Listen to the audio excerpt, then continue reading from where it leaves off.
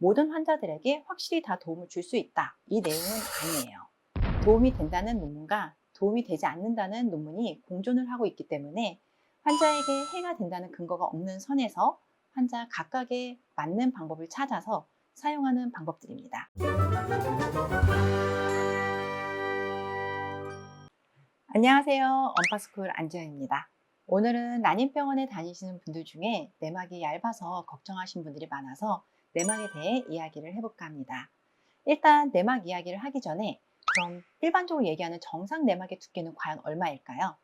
보통 8에서 14mm의 내막 두께를 정상 두께라고 이야기를 하는데요. 임신 시도를 할 때 얇은 내막의 기준으로 잡는 것은 이식일 기준으로는 6mm, 배란일 기준으로는 7mm 이하를 주로 얇은 내막이라고 이야기하고 있습니다.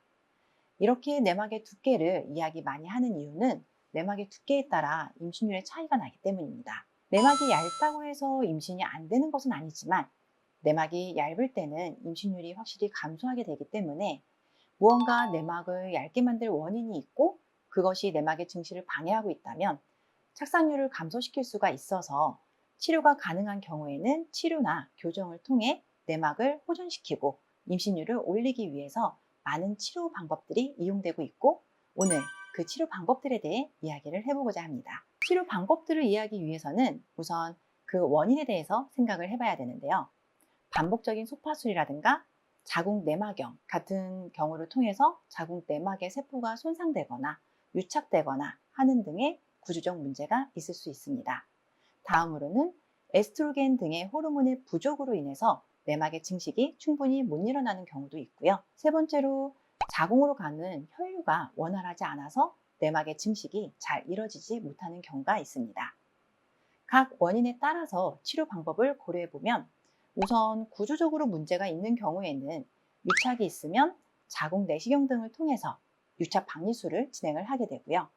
자궁 내막염의 소견을 보인다면 항생제 치료를 통해서 염증을 호전시키게 됩니다. 그리고 호르몬 부족에 대한 치료로는 에스트로겐 보충 방법을 사용할 수가 있습니다. 에스트로겐 보충 방법으로는 우리가 흔히 사용하는 프로기노밤나 프레다 등의 경구용제나 에스트로겐 주사 같은 방법을 통해서 많이 사용을 하고 있습니다. 그리고 혈류에 관해서는 저용량 아스피린이라든가 비타민 E, 아르기닌, 그리고 비아그라 성분을 질정으로 사용을 하는 경우들이 많이 있는데 비타민 E의 경우에는 400에서 1000IU를 하루에 섭취하시는 것을 권유드리고 있습니다.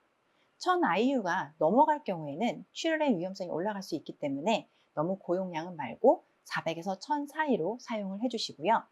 아르기닌 같은 경우에도 4에서 6g 정도를 하루에 섭취하시기를 권유드리고 있습니다.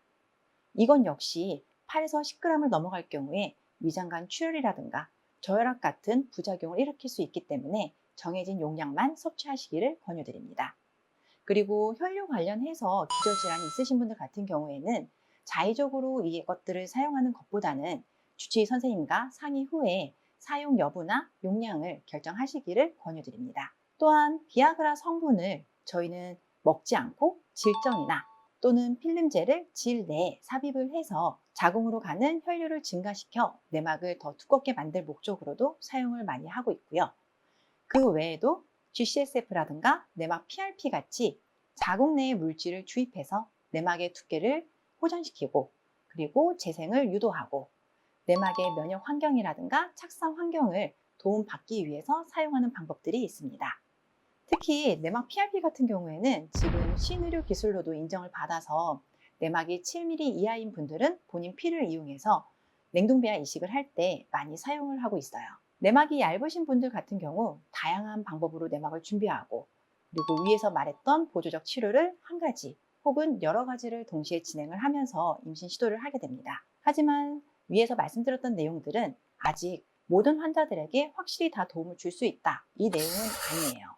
도움이 된다는 논문과 도움이 되지 않는다는 논문이 공존을 하고 있기 때문에 환자에게 해가 된다는 근거가 없는 선에서 환자 각각에 맞는 방법을 찾아서 사용하는 방법들입니다. 실제 진료 중에도 사용을 해보면 환자분에 따라서 같은 방법들도 효과의 정도가 다 다르게 느껴지는 경우가 되게 많아요. 예를 들어서 에스트로겐 경부제제를 어느 분들은 2~3알만 먹어도 내막이 많이 두꺼워지는가 하면 어느 분들은 4알, 6알을 먹어도 변화를 보이지 않는 분들도 많이 있으세요.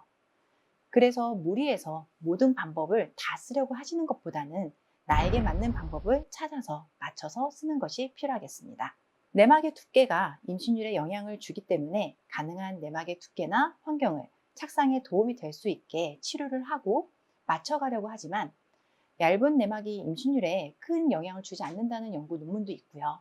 실제로 진료를 하다 보면 내막 두께가 4에서 6mm지만 임신을 하시는 경우들도 많이 있으세요. 임신은 내막 한 가지에 의해서 결정되는 것이 아니고 복합적인 여러 가지 요인에 의해서 결정이 되는 것이기 때문에 내막이 얇은 분들도 너무 비관적으로 걱정하지 마시고요.